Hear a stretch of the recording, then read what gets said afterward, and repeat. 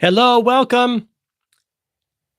Let's talk about what doesn't feel right in the world. Something doesn't feel right with the way the political circus is acting right now. And I say that I'm gonna unpack what I'm talking about here in this video, and let me know what you think in the comment section down below.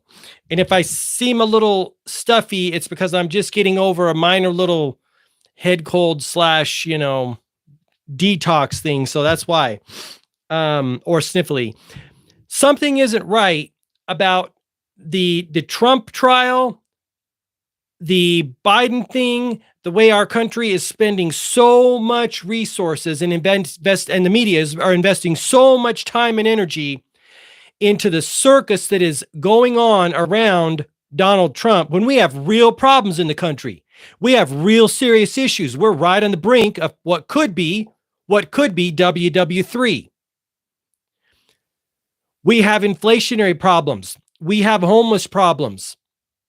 We have children experiencing trauma, and they absorbed a lot of shit the last number of years. And all of it was the result and the fault of the mainstream media and the GOV. This is why I don't like those people. I don't like them anymore. I don't like them now more than I liked them 3 or 4 years ago. And that's quite kind of a tall order.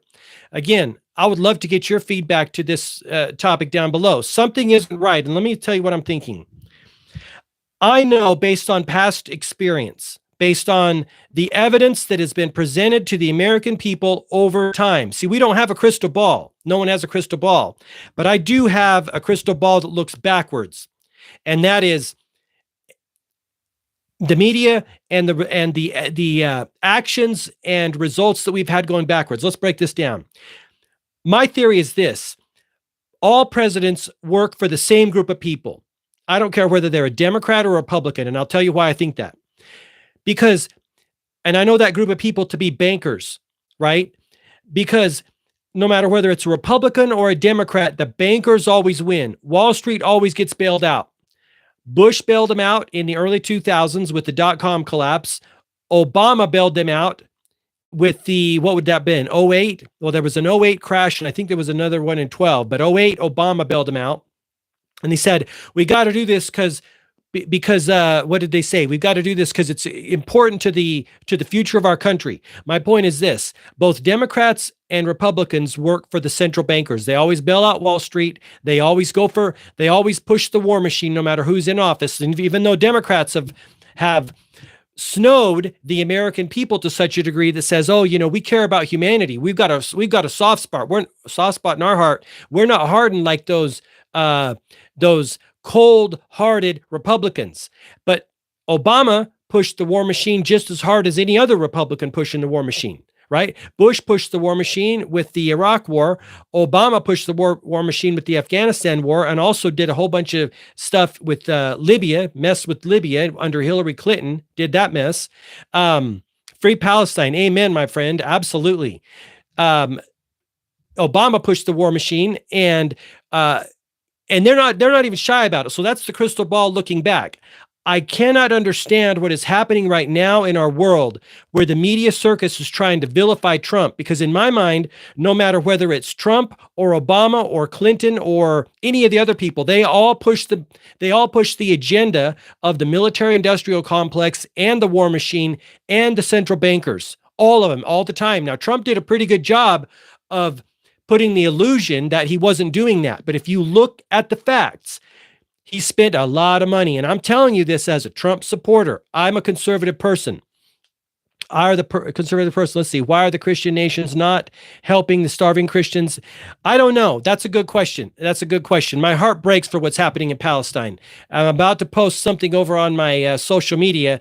Joe Biden sends weapons and or billions of dollars in aid or in support to Israel, and then also sends food recently and tasks the military with creating a bridge across the water to get supplies into Palestine. See, all of the United States government has always played both ends against the middle. Britain government did it too. They all do it against it. It's sickening what's happening over there. It's hard. My heart breaks for what's happening over there. But again, as we know, these bankers, they win no matter what, because they're making money off the weapons we sell to Israel and or provide Israel, and then they're making money off the food we supply to Gaza. And who suffers? The people in Gaza suffer. And I will even say that the Jewish people that were harmed in that attack, I'm not going to go into details because I don't know the details, that happened in Israel. It's a shitty situation for civilians and people. It's a not awesome situation for private central bankers and governments. Enough said about that. But my point is this. I can't understand why they're vilifying Trump so much when I know 100% based on past history that he is part of the machine. He has to be part of the machine. No one becomes president in the United States unless they toe the line to the military-industrial complex and private central bankers. You do not get to be in office unless you are working for them. Now, Trump put on the Dog and Pony show that I bought. I don't buy it anymore. He put on the Dog and Pony show that he's one of us. He's for the common man, even though it's complete and total bullshit, and it should be obvious to anyone paying attention. Big Pharma gave Trump, I think it was Pfizer, gave him $1 million to his campaign. If someone gives me $1 million, guess who I work for? I work for that person. I mean, not really, because I have a heart and a soul, but still, let's just play along. Someone gives me $1 million, that person, I work for that person. And he squashed the committee that he had tasked RFK Jr. with heading up to look into the safety and efficacy of the VACCINES, which is a baller idea and something long overdue. It is funny, and it's hilarious. They are never one of us.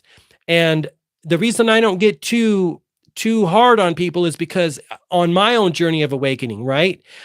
I know different things, and I believe different things now than I did a month ago. And so I'm always really compassionate with people that are like, well, maybe things are okay. I don't think they are okay. But again, I can't understand this whole Dog and Pony show with the Trump trial thing. I mean, they're almost going too far. It's almost too soap operas. It's too much drama.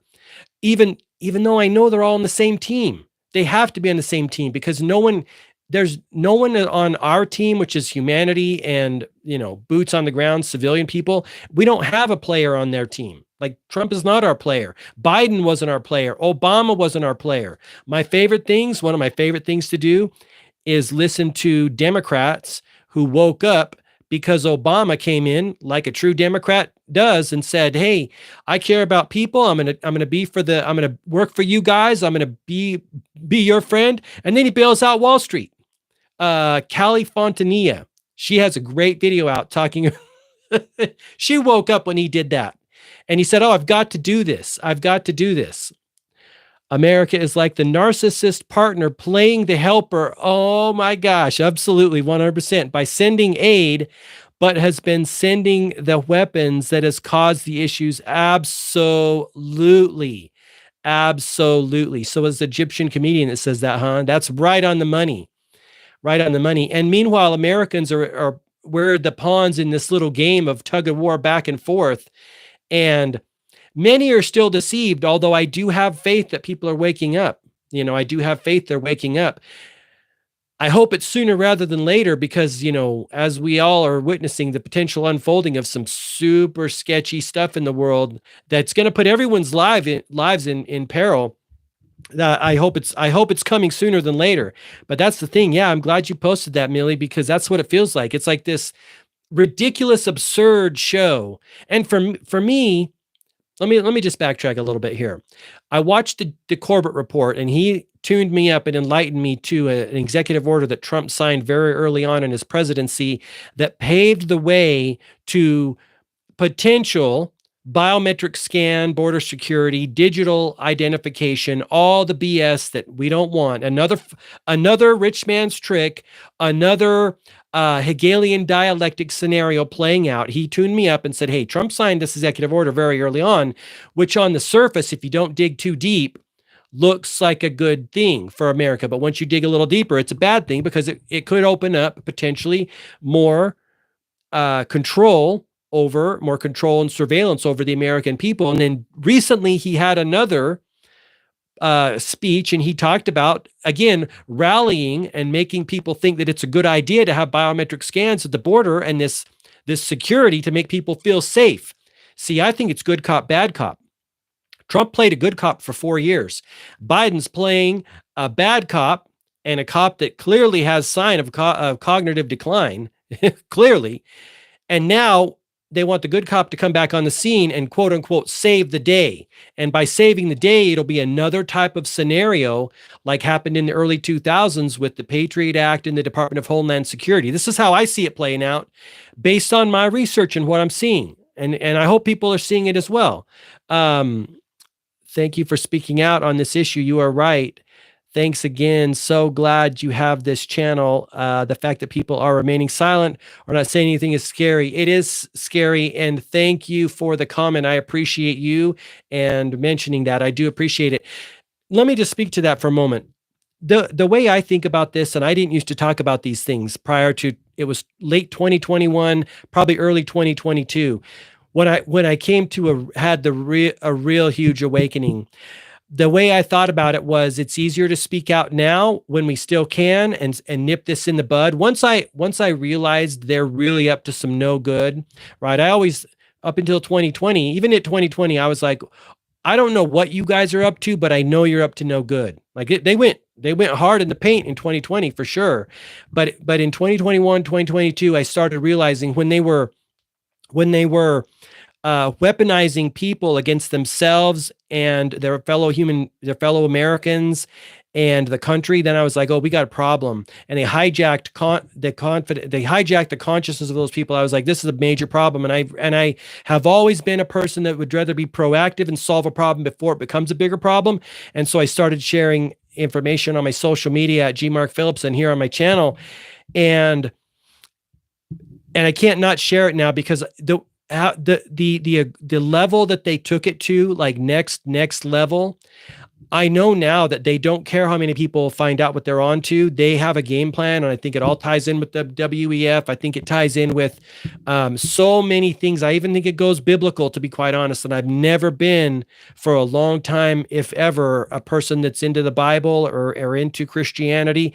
But again, as a researcher and a seeker of knowledge and information, this all seems to tie in biblically, and it's just crazy. I can't imagine people still not seeing what's going on. And I was afraid to start sharing and talking about this because it's very sensitive. It can be offensive to people. I have a feeling that I have probably offended some people that are close to me, and that I don't like that. But on the other hand, I know what's coming if we don't stop and if we don't talk about this and recruit people to come onto the side of Team Freedom and Team Humanity. I know what's coming if we don't do that.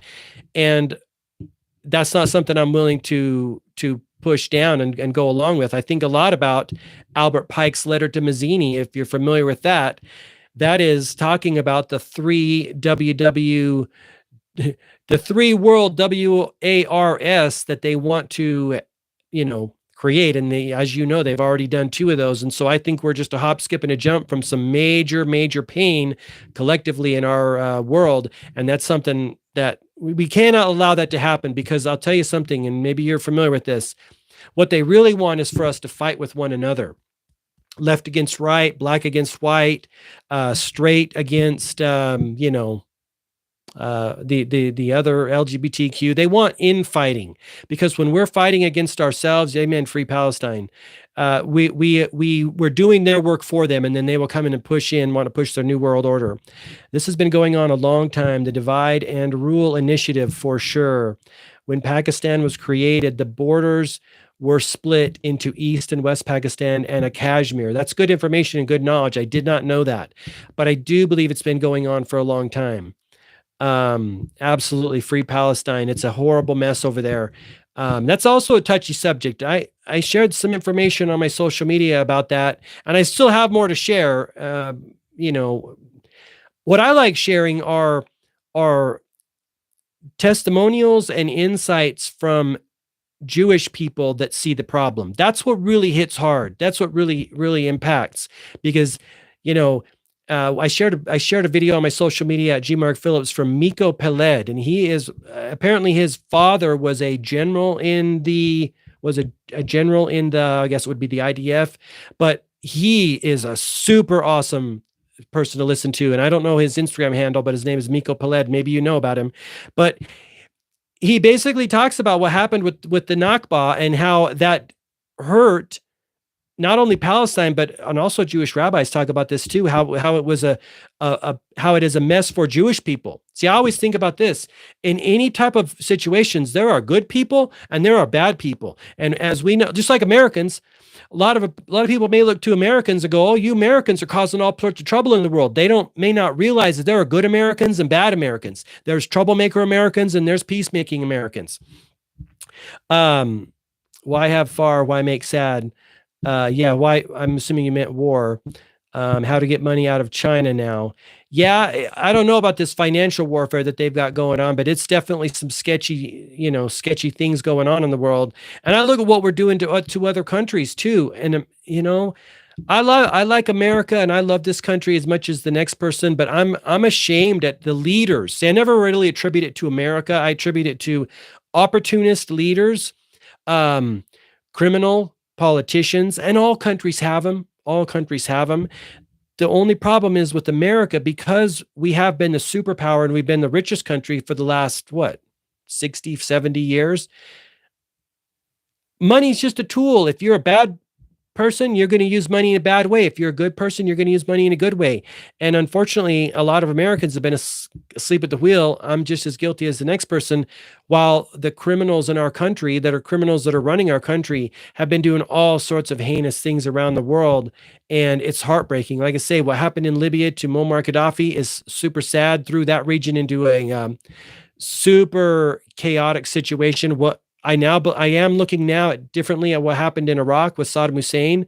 And I remember the same type of media machine was spinning up and convincing the world what a bad guy he was. And now I question all of that. I haven't taken the time to deep dive and actually look more into that, but as much as I have other situations, but I have in Ukraine.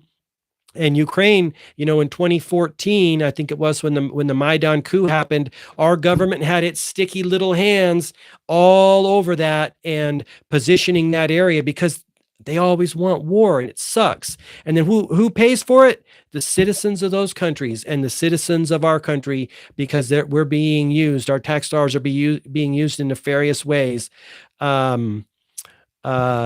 Yes, and so it's just a wild time in the world, but the more evidence that comes around, again, looking backward, right?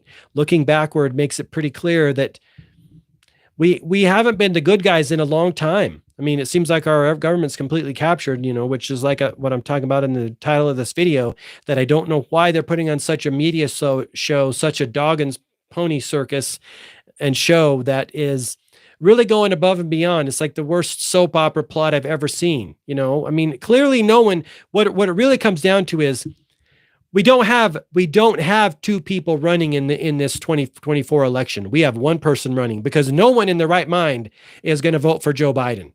That guy is a clown show.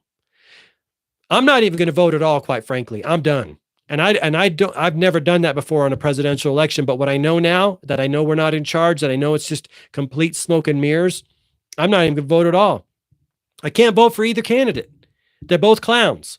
And so I'm just going to sit this one out, and hopefully American people will wake up and realize that the only true thing to do is to come back to yourself, be self-reliant, prepare for whatever they're going to do, whatever they're going to cause happen. And it's another thing too. I always try to think, we can, we can maybe change the tide, or we can do this or that. And then I think sensible, and I'm like, well, they weren't able to change the tide in WW1. They weren't able to change the tide in WW2 or Vietnam or Afghanistan or any of the other atrocities that American corrupt politicians have wanted to happen. And I realize that may sound like a defeatist attitude, but sometimes that's where I'm at, right? And then it becomes to, okay, how can I prepare for my own future, friends and family, and also spread the word, wake up as many people as possible? But also, my latest realization is this, and maybe you've come to this as well too. Yeah, no one to vote for. That's true, 100%. I feel the same way. War is money. What the realization that I've come to lately is that, and this is also from my walk with the Bible too, is that maybe there isn't anything physically to save, because maybe there isn't anything physically to save in our country, but maybe there's a spiritual component, a spiritual place that could be saved or prepared for. And I'm really putting all my attention to that, because once corruption becomes so bad in our country and in the world at large, and you get the financial beast system controlling pretty much everything, if they want it to crash, they're going to crash it, right? If they want whatever they want, they're going to get it.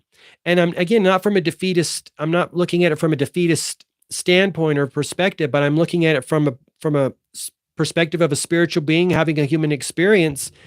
And then I think to myself, well, maybe this is what God talks about a lot of times in the Bible when he talks about building the spirit, looking to the spiritual kingdom and looking to the spiritual, I guess, life. And it's starting to become very apparent to me. And I'm like, oh man, maybe that's what you're talking about, God.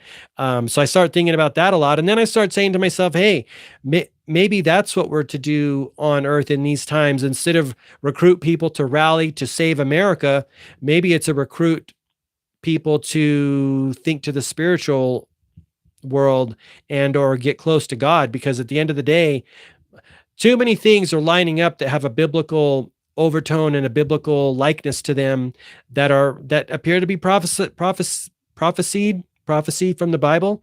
That's the perspective that I'm at anyways. So all right, I just want to share that with you. I appreciate you guys watching. Thank you for the comments, Millie. I appreciate that. Keep up the good fight, and all the best to you guys. Until next time, all the best health, wealth, and success. Thanks so much. Have an awesome day.